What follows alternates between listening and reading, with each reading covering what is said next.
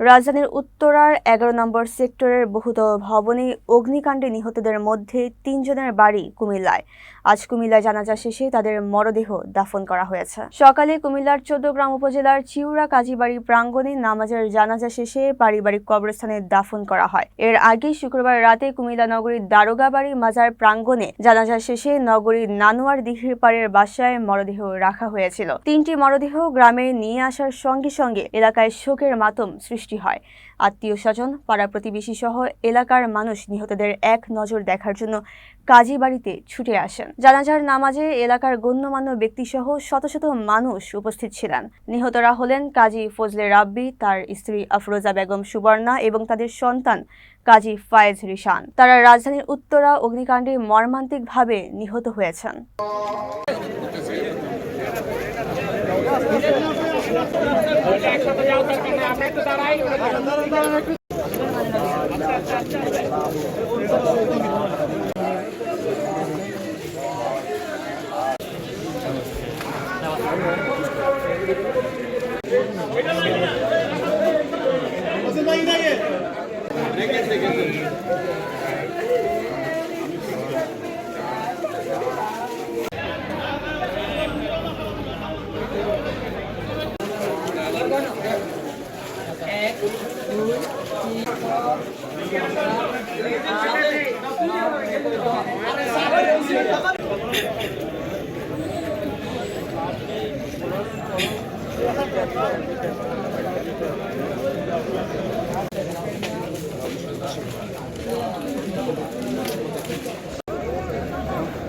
খবরটি তিরুমা লাইনি রুয়াত্তর লাইনি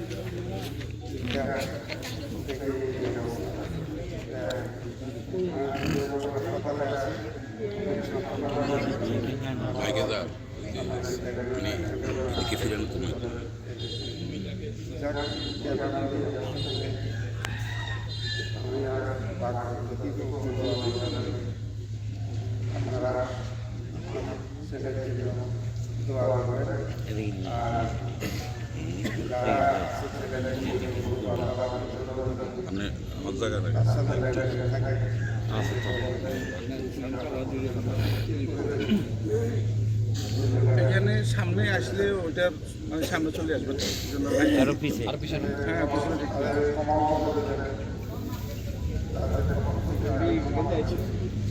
এমনি সিরিয়ালে দেন জানো না সিরিয়াল জানা যাবে না, আমরা সামনে